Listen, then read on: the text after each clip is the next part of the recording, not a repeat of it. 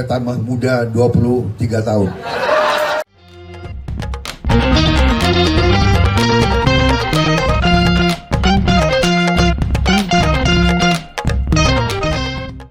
Ketua Umum Relawan Jokowi Maniak alias Joman, Immanuel Ebenezer atau Noel, pada Pilpres 2019 pernah lantang berteriak agar aparat keamanan menangkap Ketua Umum Gerindra Prabowo Subianto.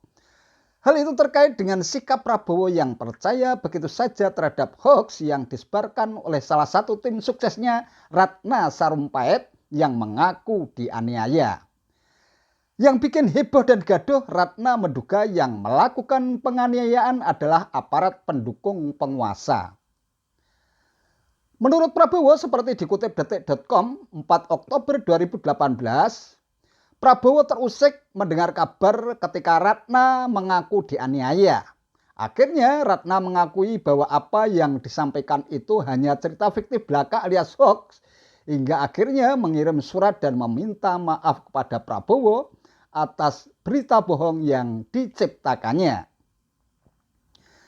Nah, mungkin lantaran tak terima atas berita hoax yang saat itu diarahkan kepada para pendukung pasangan Jokowi Kiai Ma'ruf, Noel pun berang hingga lantang berteriak agar aparat keamanan menangkap Capres Prabowo Subianto karena telah mempercayai kabar bohong yang disebarluaskan oleh tim suksesnya hingga menimbulkan kegaduhan politik. Meski demikian, tak ada yang abadi dalam jagat politik. Yang abadi adalah kepentingan itu sendiri. Adagium itu tampaknya juga berlaku buat Joman. Mungkin lantaran dari sisi regulasi, Jokowi sudah tidak bisa lagi mencapreskan diri. Joman pun balik kanan mendukung capres yang dulu pernah dimusuhinya itu. Memang sebelum melabuhkan pilihan politiknya ke Prabowo, santer terdengar kabar kalau Joman menjagokan Gubernur Jawa Tengah Ganjar Pranowo jauh sebelum pencapresan Pilpres 2024 mencuat ke permukaan. Namun angin dukungan kelompok relawan bisa saja berubah setiap saat tergantung konteks kepentingannya. Lantaran Ganjar dianggap tidak serius mencapreskan diri, bahkan hingga saat ini PDIP, parpol tempat Ganjar bernaung, tidak ada tanda-tanda mencalonkannya, Joman pun membulatkan tekadnya untuk mendukung Prabowo. Bahkan dalam jumpa pers yang dihadiri oleh para jurnalis, Noel dengan tegas bilang bahwa Ganjar sama sekali tidak punya gagasan besar untuk membangun bangsa. Bahkan juga dibilang kalau Ganjar Pranowo lebih tepat disebut sebagai Presiden YouTube Indonesia karena dianggap piawe dalam membuat konten. Waduh. Anehnya tak satupun pendukung Jokowi yang mayoritas juga menjadi pendukung Ganjar Pranowo yang merasa kecewa atau meributkan mundurnya Joman sebagai pendukung Ganjar. Bahkan mereka malah bersyukur kalau tidak ada Joman di tubuh relawan pendukung Ganjar. Pasalnya, Noel disebut-sebut pernah membela seseorang yang diduga kuat terlibat dalam jaringan terorisme.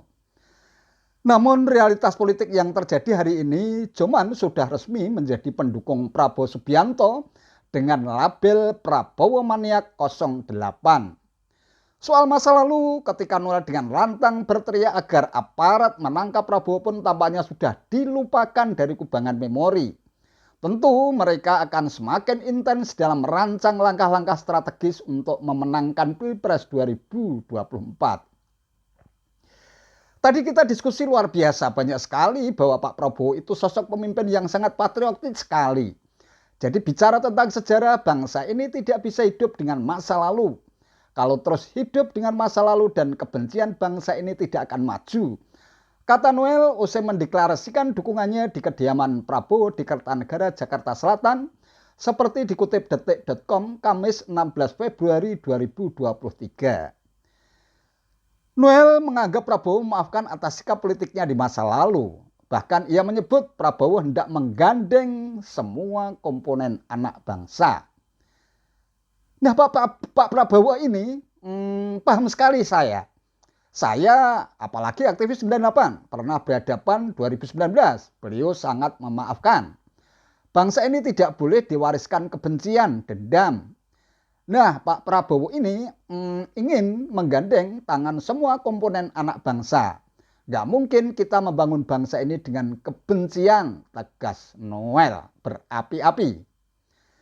Ya, dengan bergabungnya Joman menjadi relawan pendukung Prabowo, tentu persaingan politik antar kandidat capres pada Pilpres 2024 makin ketat dan sengit.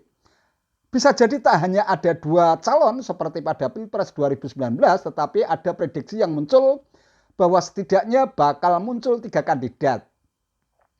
Pertama, Anies Baswedan yang sudah didukung oleh Koalisi Perubahan, Nasdem, Demokrat, dan PKS.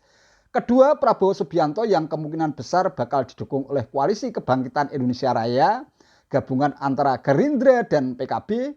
Ketiga, calon yang bakal diusung PDIP yang kemungkinan bakal didukung oleh Koalisi Indonesia Bersatu yang terdiri dari Partai Golkar, P3, dan PAN. Nah, munculnya kelompok relawan pada setiap kandidat tentu menjadi warna tersendiri di tahun politik. Justru dukungan mereka dinilai jauh lebih militan bahkan fanatik dibandingkan dengan para politisi. Lebih-lebih sekarang banyak media sosial yang bermunculan. Mereka bisa melakukan perang terbuka melalui media sosial sehingga diperkirakan atmosfer politik menjelang Pilpres 2024 bakal makin ramai dan riuh sebagai efek dari munculnya kelompok relawan dari setiap pasangan kandidat. Nah, kita tunggu saja.